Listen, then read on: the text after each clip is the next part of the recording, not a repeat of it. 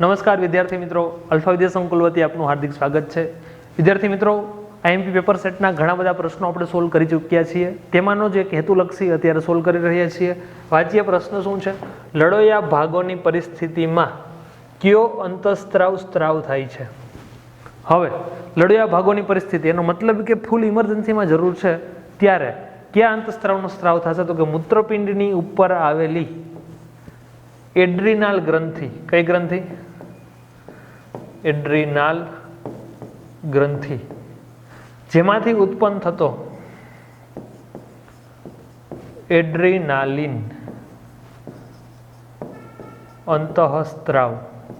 જો તમને પ્રશ્ન એમ નથી પૂછેલો કે કઈ ગ્રંથિ કાર્યરત હશે, કઈ ગ્રંથિ પૂછ્યું હોય તો તમે એડ્રીનાલ લખો તો સાચું પડે.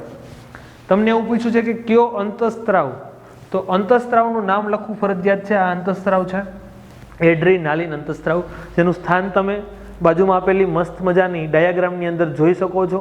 જો આ જે છે એ આખી કિડની છે, આ પણ કિડની છે, મૂત્રપિંડ છે. એના ઉપરના ભાગે આ કોણ આવેલું છે? તો કે ઉપરના ભાગે આ બંને એડ્રીનાલ ગ્રંથિ આવેલી છે, ઉપર ટોચના ભાગે જોડાયેલી હોય.